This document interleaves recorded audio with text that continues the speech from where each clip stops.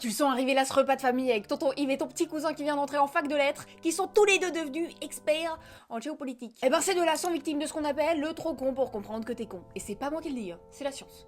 Je t'explique. Des chercheurs ont mesuré à quel point tu penses être compétent dans une notion et l'ont comparé à la réalité. Et on obtient cette super courbe en U qui nous illustre un effet qui s'appelle l'effet de Dunning-Kruger, proposé en 1999 par les chercheurs du même nom. Bon, en vrai, la courbe en U, ça vient pas d'eux, hein, mais souvent on associe leur nom à cette théorie. Quand tu connais qu'en surface un domaine, tu vas simplifier et tu vas avoir accès qu'à la partie immergée de l'iceberg. Tu vas donc surestimer tes compétences dans ce domaine en sous-estimant la difficulté de la notion. Alors que quand tu creuses un peu, que tu te professionnalises par exemple dans cette notion, bah tu te rends compte que c'est un tout petit peu plus compliqué que prévu. Et ça serait en lien avec tes capacités de métacognition. Un mot compliqué qui veut juste dire que tu réfléchis à tes propres pensées. C'est ce qui te permet de remettre en cause ta manière de penser et de t'améliorer. Si tes capacités de métacognition sont un petit peu plus faibles, tu seras plus assujetti à ce genre de biais. Cependant, il semblerait que cet effet, il soit principalement pour notre société. C'est-à-dire que si tu fais la même étude, en Chine par exemple, bah t'auras pas les mêmes résultats. C'est-à-dire que les gens qui sont pas compétents, ils ont conscience qu'ils sont pas compétents.